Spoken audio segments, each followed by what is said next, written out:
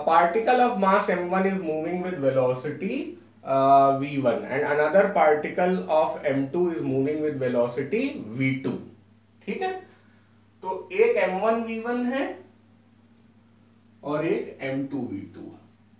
ठीक है, मतलब मास m1 है, वेलोसिटी v1 है, मास m2 है, वेलोसिटी v2। और ये क्या कह रहा है कि both of them have the same momentum, अलग अलग मास है, अलग अलग वेलोसिटी, लेकिन प्रोडक्ट सेम है, तो ऐसा कर देते हैं।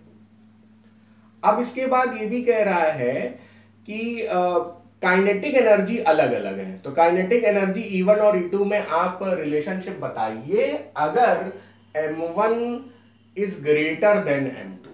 ठीक है, m1 is greater than m2 दिया हुआ है, यानी m1 divided by m2 greater than 1 होगा, है ना, और m2 divided by m1 less than 1 होगा।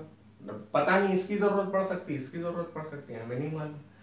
अब अगर बात करें हम लोग k1 अपॉन k2 की, यही कर सकते हैं हम लोग, k1 अपॉन k2 निकालने की कोशिश कर सकते हैं।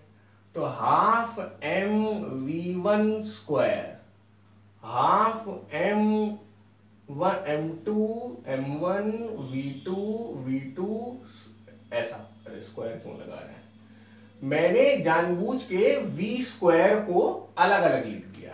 ठीक है, तो अब आपको दिया हुआ है कि m1 v1 और m2 v2 इक्वल है, तो इनका प्रोडक्ट और इनका प्रोडक्ट इक्वल होगा, 1/2 1/2 भी इक्वल होंगे।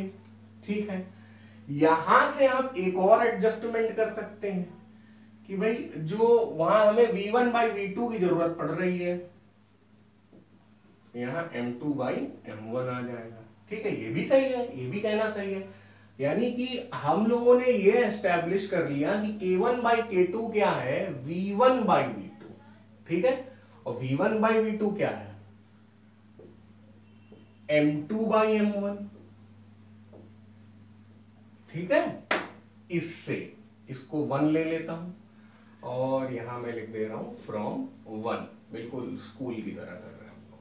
ठीक है, और इसको मैं 2 ले लेता हूं, तो यहां से मैं बोल रहा हूं